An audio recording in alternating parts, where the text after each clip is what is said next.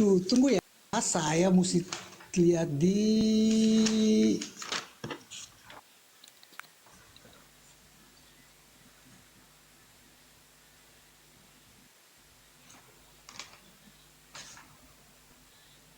Oke, sambil mencari Bang ya, biar tidak kosong saya komentari dulu.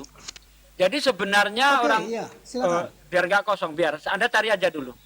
Jadi Iya, begini, iya. sebenarnya orang-orang Yahudi itu ingin membunuh Yesus bukan karena Yesus itu menyamakan dirinya dengan Allah, tidak. Kenapa begitu? Karena orang Yahudi itu udah sering mendengar ada orang disebut Allah, itu udah sering. Misalnya Keluaran 7 ayat 1, Musa juga disebut Allah. Kalau mengatakan Yesus mengaku anak Allah, orang Yahudi sendiri juga mengaku anak Allah. Yohanes 8 ayat 44. Ayat 41 ya. Nah, sebenarnya apa sih yang menyebabkan mereka itu ingin membunuh Yesus? Kita lihat di dalam Yohanes 11 dari ayat 47. Lalu imam-imam kepala dan orang-orang Farisi memanggil mahkamah agama untuk berkumpul, dan mereka berkata, apakah yang harus kita buat sebab orang itu membuat mukjizat, membuat banyak mukjizat. Apabila kita biarkan dia, maka semua orang akan terpercaya kepadanya, dan orang-orang Roma akan datang dan akan merampas tempat suci kita serta bangsa kita. Tetapi seorang di antara mereka, yaitu Kayafas, imam besar pada tahun itu, berkata kepada mereka, kamu tidak tahu apa-apa dan kamu tidak insaf, bahwa lebih berguna bagimu jika seorang mati untuk bangsa kita daripada seluruh bangsa kita ini binasa. Itu sebabnya. Jadi mereka ingin membunuh Yesus bukan karena Yesus itu mengaku Tuhan, bukan. Tetapi mereka takut akan ancaman bangsa Romawi. Kalau orang sudah banyak percaya kepada Yesus, maka perpuluhan untuk bait Allah itu berkurang. Kalau perpuluhan berkurang, maka pajak yang diberikan kepada bangsa Roma itu berkurang. Ini yang ditakutkan, bos. Lalu Anda tadi mengatakan murid Yesus juga dianiaya karena menyamakan Yesus dengan Allah. Sembarangan saja. Bahkan ketika Yesus bangkit, bentar, saya selesaikan dulu. Bentar, saya selesaikan dulu. Waduh, bentar Bang, silakan nanti Anda bantah ucapan saya. Bahkan ketika Yesus bangkit dari yang katanya bangkit dari kematian, ketika menemui para murid, Lukas 24 ayat 37, apa kata murid? Menyangka Yesus itu hantu. Bagaimana mungkin para murid itu menyamakan Yesus itu Tuhan, tapi pada saat yang sama menyangka Yesus hantu? Sejak kapan Tuhan itu hantu? Sejak kapan Tuhan jadi hantu? Silakan. Oke, saya akan jelaskan lagi. Jadi saya mau begini, ya. Yesus dihukum mati dengan tuduhan menghujat Allah karena menyamakan dirinya dengan Allah. Itu udah saya buka dalilnya ya. Menggunakan logika, kalau setiap orang yang percaya kepada Yesus juga dianggap menghujat Allah karena menyamakan Yesus dengan Allah. Logikanya begitu. Cuman kata-kata eksplisit murid-murid Yesus menyamakan Yesus dengan Allah itu tidak ada. Jadi saya akan kasih ayat Kisah Para Rasul 2 ayat 36.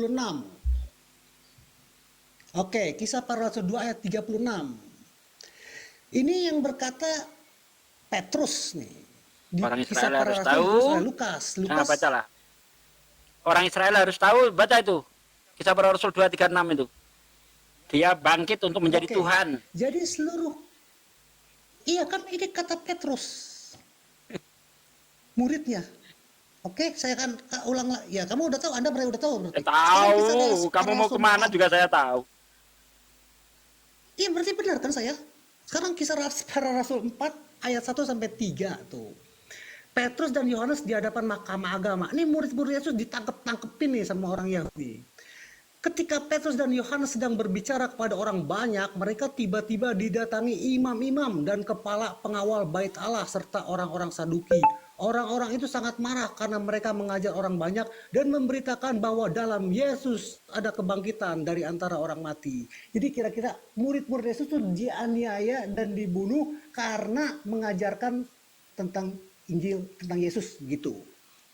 Nah, si Paulus salah satu penganiaya orang Kristen, belum ada Kristen tuh salah itu waktu itu. Salah satu orang yang menganiaya pengikut-pengikut Kristus yang percaya kepada Yesus, salah satunya tuh seorang yang bernama Paulus. Saya nggak usah sebut Saulus. Kalau sebut Saulus nanti orang jadi gagal paham tuh yang penonton yang belum ngerti. Saya langsung sebut Paulus ya.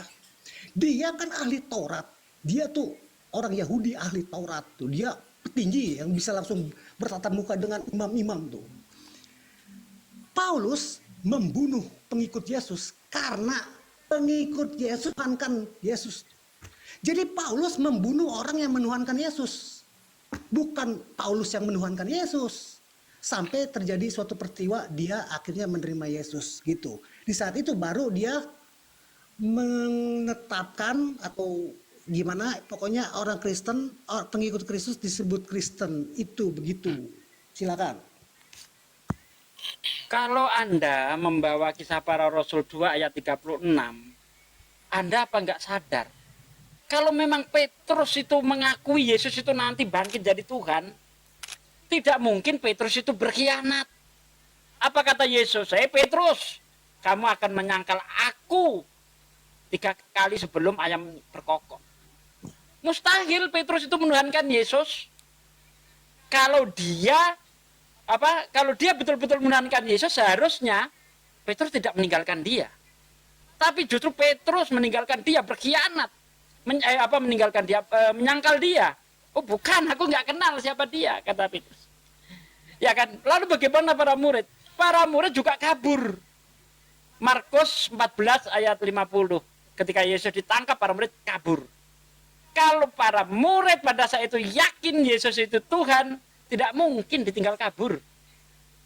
Nah, mengenai tuduhan orang Yahudi kepada Yesus, dia itu cari gara-gara bagaimana Yesus itu bisa ditangkap. Karena tidak mungkin langsung bisa membunuh Yesus tanpa alasan, itu tidak mungkin. Makanya tadi saya bacakan Yohanes 11 dari ayat 47, apa alasannya sih? Kok Yesus itu ingin dibunuh? Karena orang Yahudi itu khawatir kalau Yesus ini semakin berpengaruh, ya itu sangat berbahaya bagi kelangsungan orang-orang Yahudi. Baca tadi Yohanes 11 tadi itu. Nah, tuduhan Yesus menyamakan dirinya dengan Allah, ini hanya cari gara-gara saja. Tetapi tuduhan itu tidak berhasil. Maka diubahlah nanti tuduhan itu, Yesus ngaku raja. Baca itu Yohanes 18 dari ayat 28 itu. Ini saya bacakan kalau nggak percaya. Maka mereka membawa Yesus dari Kayafas ke gedung pengadilan. Ketika hari masih pagi. Mereka sendiri tidak masuk ke gedung pengadilan itu supaya jangan menajiskan diri sebab mereka hendak makan Paskah. Sebab itu Pilatus keluar mendapatkan mereka dan berkata, apakah tuduhan kamu terhadap orang ini? Jawab mereka kepadanya, jikalau ia bukan seorang penjahat, kami tidak menyerahkannya kepadamu. Kata Pilatus kepada mereka, ambillah dia dan hakimilah dia menurut hukum Taurat kamu. Kamu orang-orang Yahudi itu, kami tidak diperbolehkan membunuh seseorang. Ini jawab orang Yahudi ya. Demikian hendaknya supaya genaplah firman Yesus yang dinyatakan olehnya, ya, yang dinyatakannya untuk menyatakan bagaimana caranya ia mati.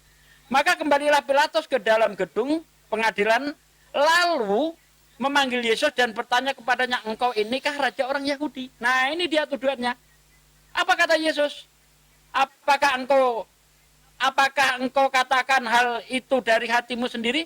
Atau adakah orang lain yang mengatakannya kepadamu tentang aku? Kata Pilatus, apakah aku seorang Yahudi? Bangsamu sendiri dan imam-imam kepala yang telah menyerahkan engkau kepadaku, apakah yang telah engkau perbuat? Jawab Yesus, kerajaanku bukan dari dunia ini. Ya, jika kerajaanku dari dunia ini, pastilah hamba-hambaku telah melawan supaya aku jangan diserahkan kepada